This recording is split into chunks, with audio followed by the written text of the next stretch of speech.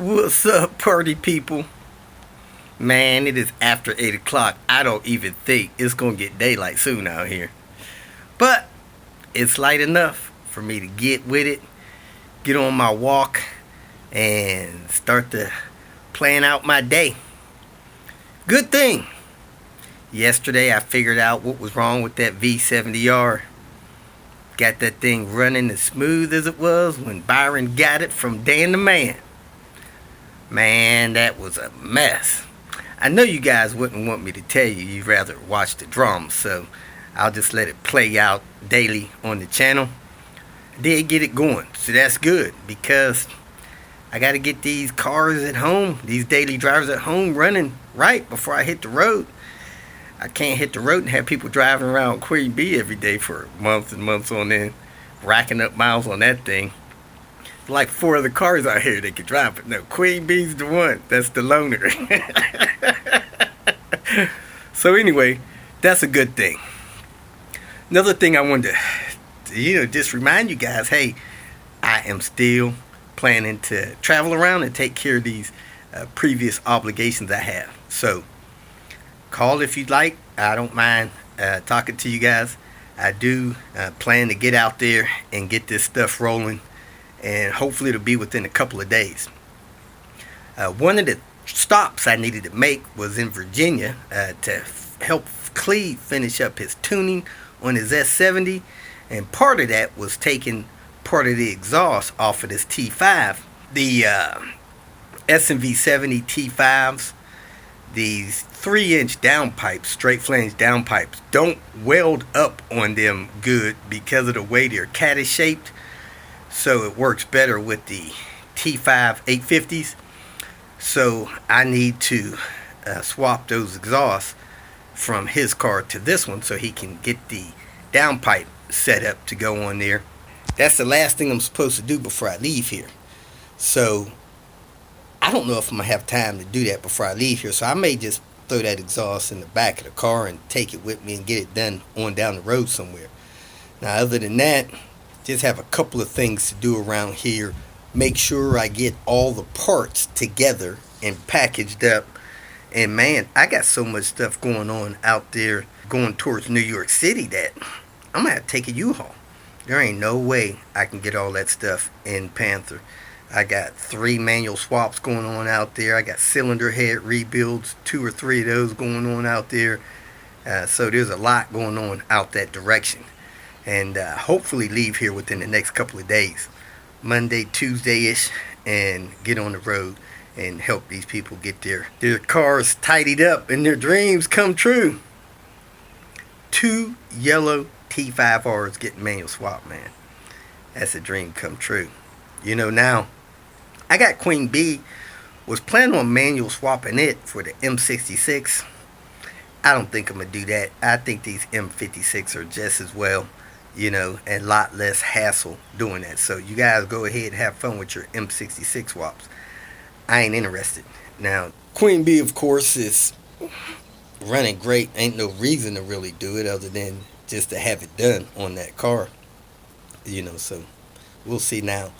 Queen Bee is not my dream car. Actually, a wagon is.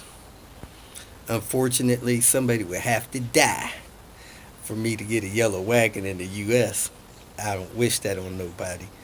But if any of you guys out there got one and you want to leave that to me in your will, I would definitely make sure that car lives a long life. I dig the wagons. I'm not really a sedan guy, mostly because I like doing a lot of stuff, and wagons are more useful in hauling stuff around and just looking more of a sleeper. People don't expect to get spanked by a wagon, just like the wagons better. So anyway, that's where I'm at with that. Some of you guys have been watching long enough to know, one of my big deals in even starting this YouTube channel was to help people out. Years go by, and then people ask and request that I come help them. So I've been going to places helping people get their car fixed, helper tours, stuff like that. I still do some of that, donate cars and stuff like that, sometime parts. If somebody is in a jam and they need a part and I got it, they can have a part. Now, I'm talking about parts to help you get your car back on the road or running. I'm not really up to giving people specialty parts. Hey, I'd like a R steering wheel. Can I have that? No. Some enthusiasts may want to buy that, but I don't, really give away parts just so somebody can have something, little. I'm not trying to judge people, but hey, I don't mind helping you get your car on the road, get it running right, but I'm not real big on, you trying to spruce up your car, put a R bumper on it or something like that, and you ain't got money to pump gas. That's not what I'm here for. I'm here to help you keep your car on the road. Now, in saying that, you guys may remember that there was a guy in Albuquerque. He had a C30 that they blew the engine in. Somebody was driving the car. They ran over a bump stop. It grabbed the AC compressor, destroyed the AC compressor. The belt shredded up in the crank through the engine timing and destroyed the head. So the guy was in pretty bad shape, He's in real bad shape, financially and physically. I didn't know if the guy was going to really live past me fixing that car. But anyway, I replaced the cylinder head in it, and the cylinder head he got was not proper. So I had the pleasure of doing that cylinder head job again. Now, any of you have ever taken a car to the shop, get a cylinder head done, cylinder head job on a car like that, probably 2 G's, $2,500. He didn't have money to pay me, so he gave me a couple $100 for doing 2 cylinder head jobs on that car. And that's fine. That's, I don't mind doing that, There ain't no competition in free labor. But anyway, unfortunately, the guy's passed on. Left a couple of daughters behind. His ex-wife is doing what she can to take care of the kids, and he's even got a brother that's taking one or two of them in, that's taking care of these kids. It's sad, when a child still in grade school loses their parents. Hate to go down a rabbit hole, but I'm really not a fan of people in their 60s and 70s having children. Are you going to be alive when that child graduates high school? That's not fair to a child to lose a parent, and they're still in grade school or high school. Anyway, besides all that, got a call the other day from the lady that's driving that, or was driving that C30. She busted that car up again. She hit something in the parking lot, cracked the oil pan, had to stop the car, get it towed home. Thankfully, she had enough sense to get it towed home. So she called me up thinking I was still in Albuquerque. I am not. So she's in a bad position, can't afford to get the car fixed. So I'm going to do what I can to help her get that car fixed. The car has been towed to a good Volvo repair place in the Albuquerque area, that place I always hanged out at, Master's Touch.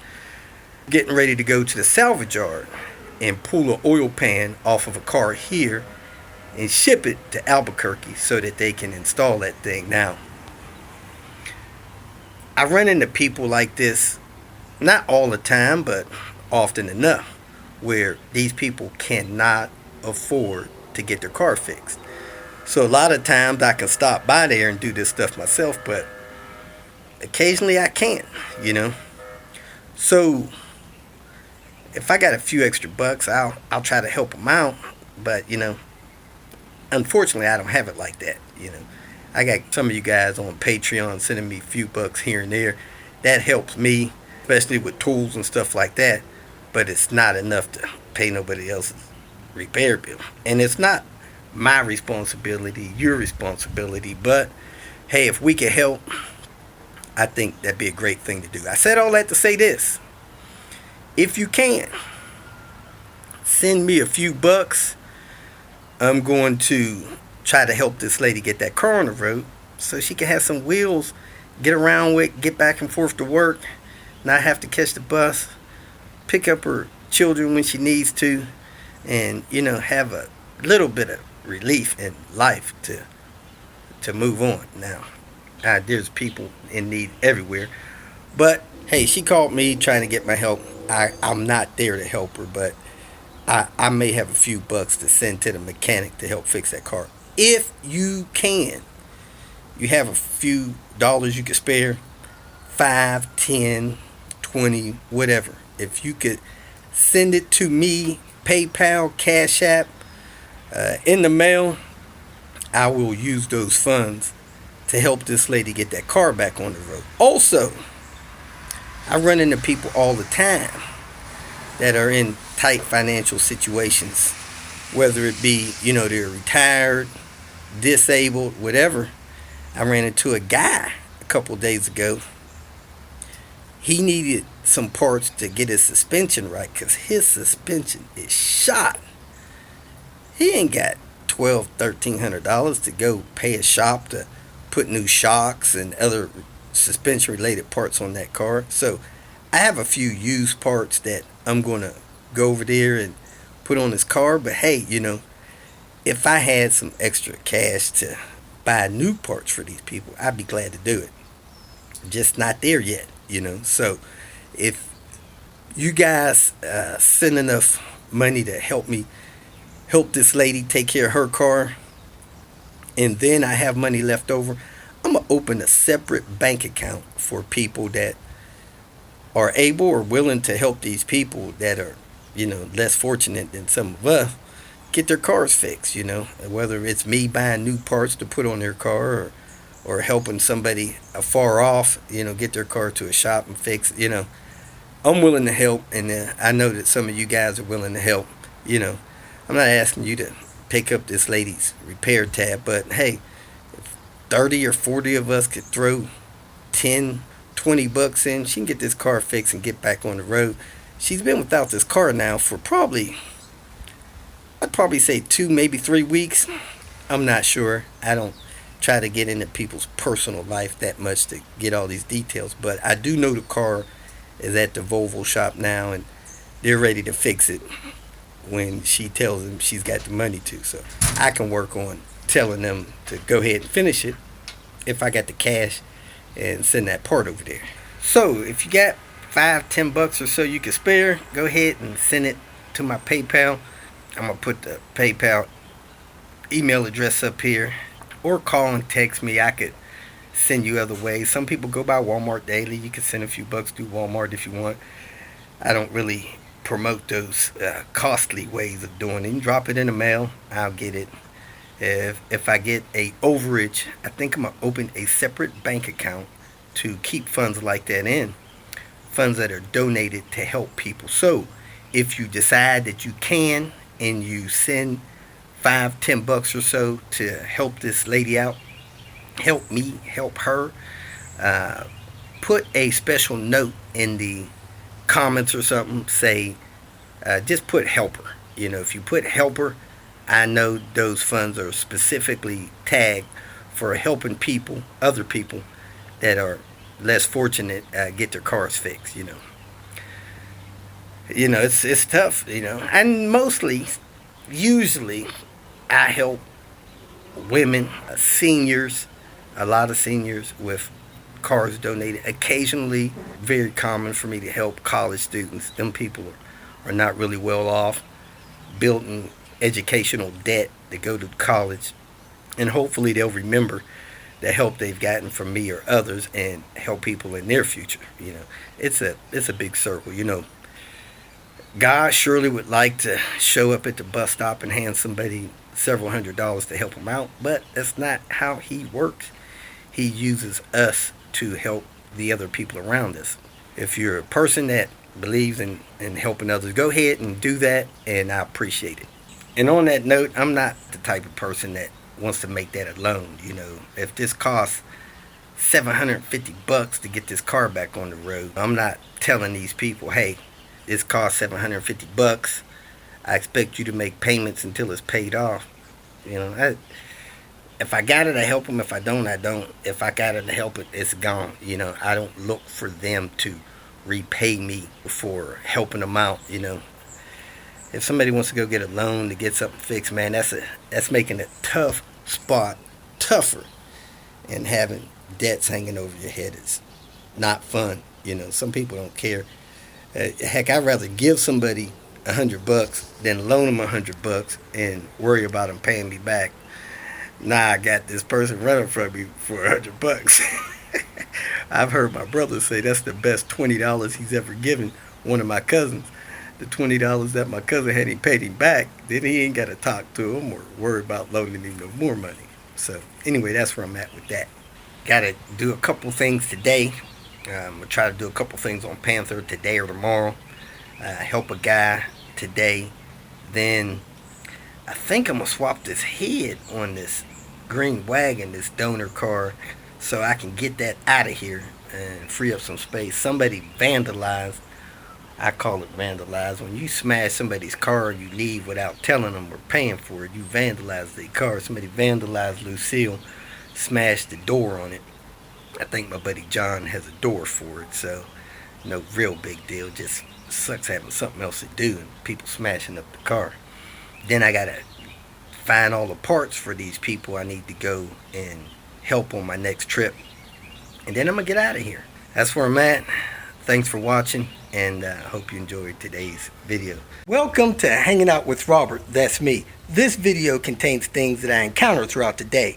If for some reason I complete a task and you would like to see the details, you can click on the link in the description area below. This video also contains tips and tricks that I learned throughout the years. I plan on leaving this video accessible for about 30 days. After that, you can view it through my Patreon account. Thank you very much for watching. Kicking off the morning, shipping off parts. Sold a couple of parts. Man, I need to get on my website, load that thing up. Going to go pick up a couple of cylinder heads, get this door out of the back of my car, go check on Tony's ride, go by Andrew's, probably have lunch, then come back and start working on Byron's car. I need to get this door on that red car this afternoon, so on Lucille, so I'll probably do that. But let's get cracking, go pick up these cylinder heads so I can get those rebuilt and get on the road. Well, that kind of sucks. Somebody bashed in the door on Lucille. Little tyrants. Wonder if one of these bad kids. Time to get on this ETM swap, see if that fixed Byron's car. In the meantime, somebody asked me to check these struts over here, see if they had good spring seats. That shock, lowering spring, tower assembly, man, let me go ahead and see if those spring seats are good. Somebody locally needs one, so I need to see if those are any good. I'm gonna grab Henrietta, knock this bolt off of here, pull this apart, and see if the spring seats are okay. I'm not going to use them for nothing, so if somebody needs them, they can have them. A guy locally needs a couple because his are totally blown out. I think the shocks are okay, but I wouldn't use them being this rusty, not knowing how old they are. You know, they may be fine, they may not. But I'm going to take these lowering springs off of here. Somebody said they wanted them. And if they don't send any cash for them, if somebody wants to buy these IPD lowering springs, they are welcome to them. IPD, boy. So, lowering springs. They don't have enough spring to put any pressure on this stuff. I was able to lean on the spring and feel it come loose from that spring seat. So I figured it'd be safe to go ahead and pull that nut off of it. And man, that spring seat looks good. So I guess that guy can have these. Turn that off of there and take this apart. He can have a spring seat. He can have the shocks too, but I just don't know if the shocks are any good. They look like they might have some age on them with that rust. I wouldn't use them. That's just me. I pushed down on this shock. I compressed it, and when I let it go, it kind of bumps as it goes up. I can feel it like ratcheting, so it's not smooth. I doubt it's any good, and it takes a while to come back up, but it comes up. So anyway, that's that. Let me pull this other one apart, and Yeah, they might be good. They didn't destroy the spring seats. It looked like a little bit of tearing on the bottom side, but the top side looks good. Time to get this ETM out of here. Flip that down. Raise the hood. Whoop, whoop. I'm going to disconnect this negative battery cable. Take off this OTE pipe. Move this out of the way. And take that pipe loose there. See if I can reach under there and get that ETM out. Take this little bit of stuff loose. Let me get at it. Let me truly do the money shot. See if there's still pressure on this thing after 24 hours. Yeah, it's got a little bit of pressure. It didn't hold a lot of pressure, but it held a little bit. Before, nothing would dribble out of there. Brake booster hose out of the way, being extra careful, trying not to break it. Got the electrical connectors disconnected. Of course, the battery's disconnected. I got the inlet tube disconnected. I got the OTE pipe disconnected and a glove over the hole. Hopefully I don't drop nothing in there. Now I'm gonna try to see how this clamp is and get the clamp off of the tube down there. Let me put some light on the subject. Put some light on the subject. Where's that tube? Where's that clamp at for this tube? There it is. Is that it right there? Let me see if I can get that off of there. Man, I hit that clamp like a magician. Got that off of that ETM. Now I just need to unplug the ETM, which is that jacked up plug down there with all that tape and crap on there, and get those 4 10 millimeters off of there and pull that thing out of there. See if it's got some Modex markings on it. And I got it out. Every screw fell down to the ground, and I don't see a gasket. I gotta find the gasket. It should have had a gasket. Surely.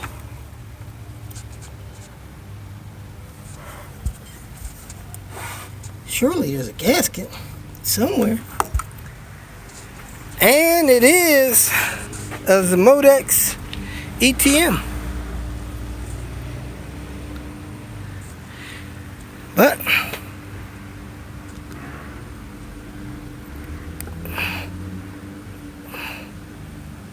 oh, the gasket's still on here.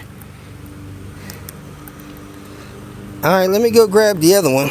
See if the other one will work on here. But man, that gasket's probably no more good. I see parts of it down there. Maybe I got a gasket with the other one too. Let's see. This thing needs some throttle body cleaner. And a gasket, since this gasket is smashed. So I'm gonna see if they got something like that local. I doubt it, but I'll check anyway. Advance Auto said they had the gasket. So I'm gonna have Elizabeth pick that up. So I'm gonna go ahead and clean this one up. This is the one I hope works. And I'm gonna clean it up a little bit and install it. As you may remember, that plug is messed up, and this got a bracket on the plug. So I might try to get this bracket to snap in there to plug this thing in and keep it in the right position. So let me go ahead and unplug this. Oh, I see where that plug, part of the car harness, is supposed to be attached to that. Man, let me tell you something. These screws screwing this throttle body on the bottom of the intake manifold were so tight, I almost needed a breaker bar. You know, these are not lug nuts, people. They don't have to be on that tight. Just snug them down, you know. That's probably a 9 to 12 foot-pound thing. They had to be close to 20, 30. And from the looks of it, this clamp is probably not on here right. So I'm gonna go ahead and pop that loose, get that off, and get this thing ready to go back on. I don't think I could install this with this hose on here. So I'm gonna wait on that, install the hose after. But I'm gonna take that off and clean that up too. See if I got some brake parts cleaner. While we wait for Elizabeth to return with those parts, here are these tuner lug nuts that I ordered off of eBay. lug bolts. They look like they're identical. We're probably in business. So you can match up the threads like this. I think we're going to be good to go. So I'm going to go ahead and install that wheel, even though we don't have a centric ring. And I needed 6 of these bolts. I had to order 16. So I got 10 spare. So if somebody needs a couple, let me know. I got a few spare. See what kind of goodies we got from FCP. Hopefully brake pads for this thing, because this thing needs brake pads. Brake pads or spring seats, brand new. And control arm. Is that it? Is that it? Yep, that looks like it. Let me get these brake pads installed. Oh, man, the rotors look like crap, got rust on them, but the surface that the pads hit on is decent. I probably should have got rotors. I'll ask him if he wants to get rotors. In the meantime, I'll just put these pads on here and send it. Couple things different about these tuner lugs you need to know. Number one, as you can see, the Volvo head on their bolt is a lot wider. That thing is probably 30% wider, at least 25. Number two, the angle of this right here is different from the tuner lug and the Volvo lug. Somebody at the wheel shop said that angle's wrong. It could damage the wheel and possibly bust the wheel. So you need tuner lugs for some of these custom wheels. And this lug won't even go in the hole so that the bolt can get started. Let me show you this on the wheel. So here's the wheel, and the Volvo lugs, it can't even fit in the hole. Neither hole. The thread of the bolt barely fit. But these, they fit in there fine. And they seat all the way down in there. Got threads sticking through enough. Another thing is you got to make sure its threads are long enough, which it appears they are. They're the same thread pitch and length as the Volvo original lug. Count the cost when you're looking at buying custom wheels. There's a couple of things you need to know about custom wheels that people don't tell you up front, but you'll run into an extra expense when you buy the wheels and try to install them. On the right, you have the wheel that came on the car. On the left, you have a custom wheel that was purchased. First thing you need to know is this is a 16-inch wheel, and the tire size has 16 on it. And this is a 17-inch wheel. Tire size has R17 on it. The fact that these wheels are a different size will change the cost of the tires you purchase.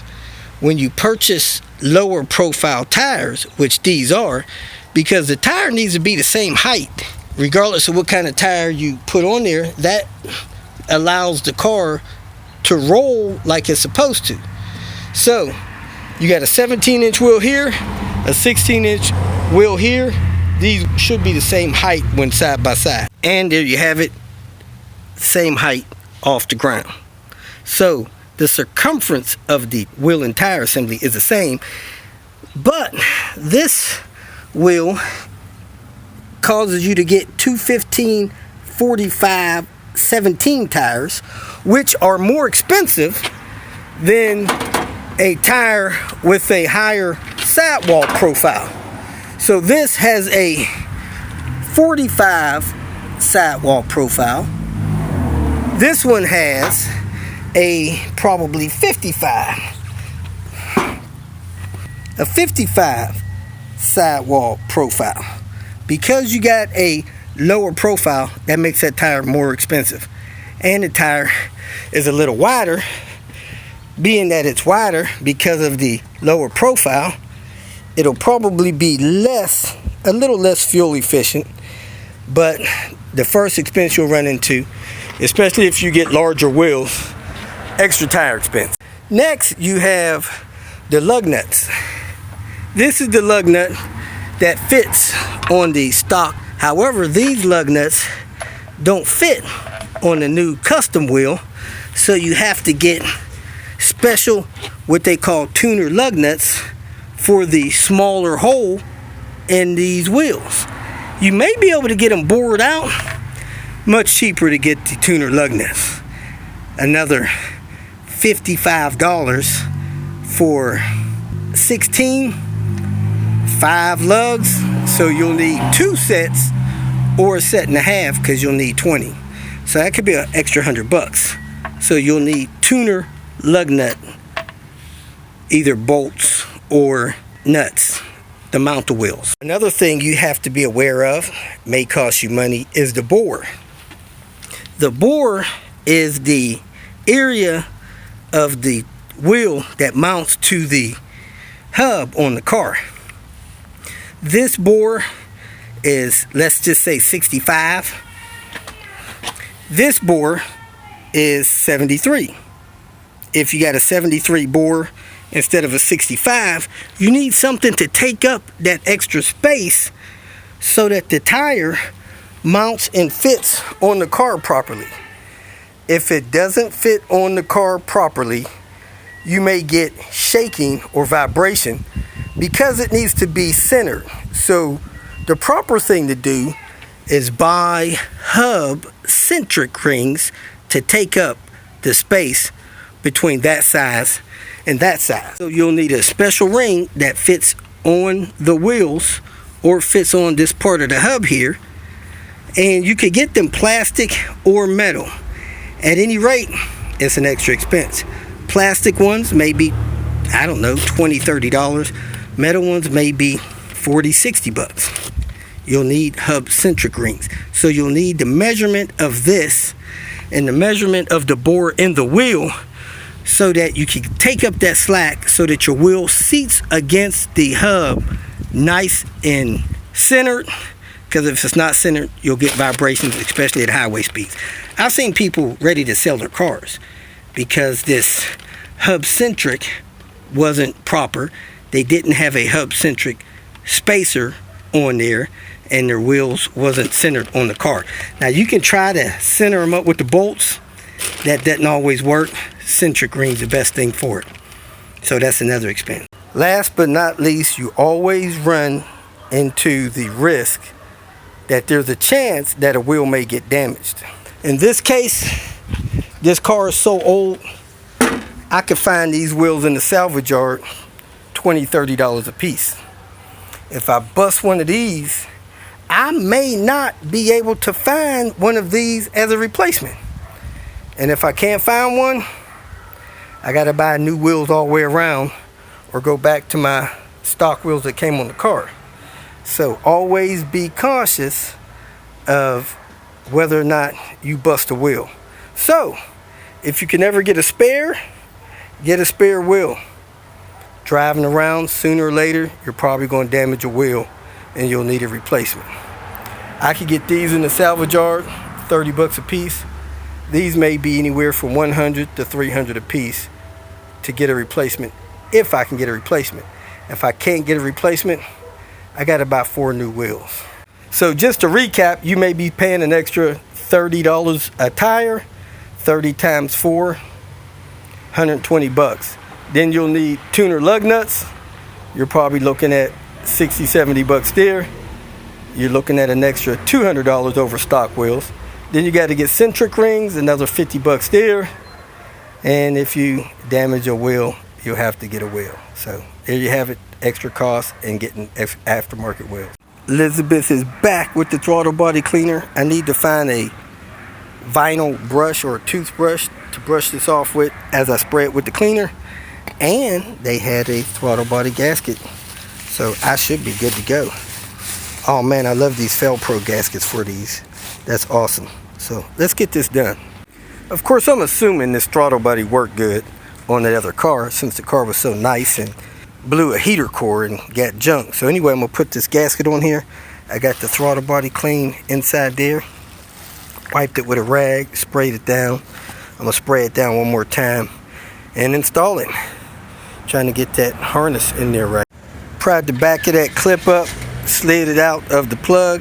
Now I'm gonna see if I can get this to sit down in there, and I can slide the other side of that plug in there, because it has a channel in the bottom of it for that clip to slide, this plastic clip here. Let me see if I can get this on here. I got all 4 screws started. I started with the 2 screws on the driver's side. I stuck the screws up in there, hold them with my hand, put the gasket on top so the screws was through the gasket. I fed it under there, got those 2 screws started, and then I got the other 2 started. So now I'm just gonna snug them down. This don't have to be torqued like torquing lug nuts on, just tight, man. You know, 10, 12 foot-pounds, that's it.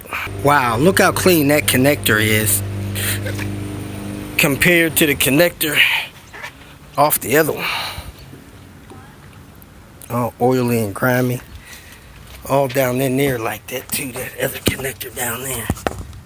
That one's not as bad as I thought. So let me plug this up, snap it in place, and get these tubes on. Great, put the hose back on, so I got it cleaned up. So you always want to clean the side that the customer can see. The other side really doesn't matter. So let's go ahead and put this on. You want to go ahead and clean off the clamp, the edge that the customer might see. Other side don't matter. Definitely want to clean out the inside of the tube as best you can. Everything's connected except the OTE pipe. I got a little zip tie on that nipple there for the intake manifold. I believe I got all the tubes in the proper position. Let me see if I can see this down here. Make sure that's all on right. Man, that looks perfect. Perfect. So, let me put this OTE pipe on. Hook up the battery. Put this air little tube on right there. Fire this puppy up. Now for the moment of truth. Everything's hooked up, plugged in this right bracket, ready to roll. I was told if you got an ETM from the same vehicle, doesn't need to be programmed. What they mean by that is it's the same really programming style. Like this came off of a turbo 99. This car is a turbo 99. ETM shouldn't need to be programmed. I also heard there's a way to synchronize it to make it work, even if it was one that needed to be programmed. But supposedly this 99 is not one of those cars. I'm gonna find out. Turn the key off and on a couple times. I'm gonna call my buddy Alex. And car's still running like crap. Put the key in it, fires right up, idles like crap. You go to watt, you can't get more than 2300 RPMs at watt. Starts up, hunting idle, and then it drops down to this sounding like crap thing after a couple seconds.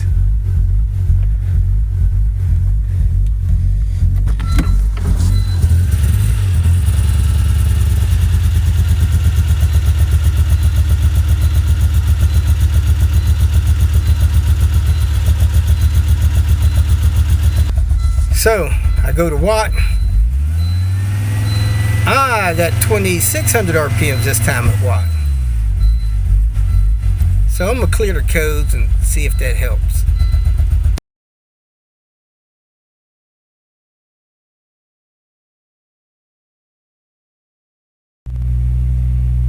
Alright, cleared the codes, shut the engine off, started the engine, revved it above 1500 RPMs, shut the engine off, restarted it. It's been idling for about a minute and a half now at 1500 RPMs.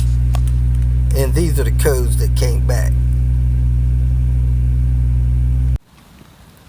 I'm going to clean up everything out here, put this wheel on here in the back, and I'm going to take this car for a test drive, see if that clears anything up.